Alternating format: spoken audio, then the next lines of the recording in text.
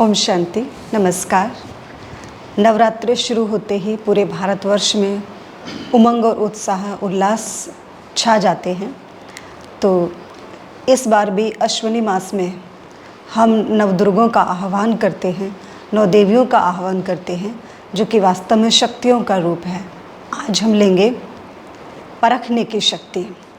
जीवन में जिस तरह से हम देवियों को देखते हैं, ये अष्टभुजाधारी, जैसे कि पहले भी हम सुन चुके हैं, भुजाएं शक्ति का रूप हैं।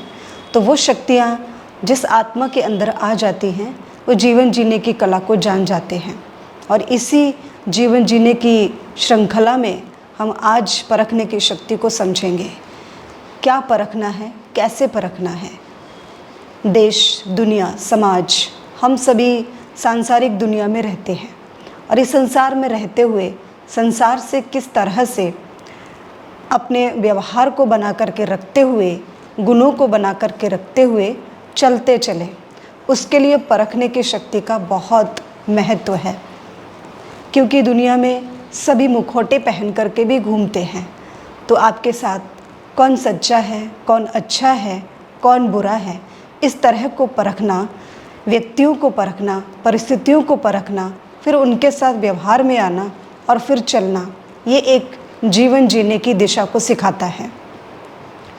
सत्य और असत्य जब हम परख लेते हैं, और ये परखने की शक्ति परमात्मा की स्मृति से आएगी। जब हम परमात्मा को अपने जीवन में, दिनचर्या में सुबह सुबह शामिल कर लेते हैं, और सुबह का समय परमात्मा स्मृति का बहुत महत्वपूर्ण समय होता है। जब हम परमात्मा को याद करने के लिए कुछ समय निकालते हैं और कुछ समय मन की शक्तियों को एकाग्र करते हैं, और उस एकाग्रता के कारण हमारे अंदर परखने की शक्ति का निर्माण होता है। हम पूरे दिन में, दिन तो क्या, प्रतिदिन नई नई परिस्थितियाँ हमारे सामने आती हैं और उन परिस्थितियों को परख सकते हैं। और परखने के बाद उन परिस्थितियों का हमारे ऊपर प्रभाव ना पड़े, उन प्रभाव से परे रहने के लिए ये परख शक्ति का आह्वान करना, परख शक्ति को धारण करना बहुत आवश्यक है। ये शक्ति हमें एक दिव्य गुण की तरफ इशारा करती है। जब हम स्वयं को शुद्ध, पवित्र मान कर के चलते हैं, तो हम वास्तव में इस परखने की शक्ति को संसार के साथ, लोगों के साथ धारण कर सकते हैं, चल सकते हैं। सत्य क्या है, असत्य क्या है, अच्छा क्या है, बुरा क्या है।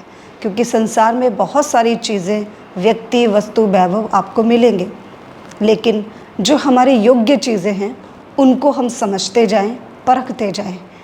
क्योंकि जैसे देखा जाता है, सच्चे हीरे की परख एक जौहरी को ही होती है। हीरा बहुमूल्य है, कीमती है, तो उसकी परख सिर्फ जौहरी को ही हो सकती है। योगी व्यक्ति, परमात्मा स्मृति में एक स्थित प्रज्ञ योगी ही अपने जीवन के प्रत्येक क्षेत्र में हर परिस्थिति को परख सकता है।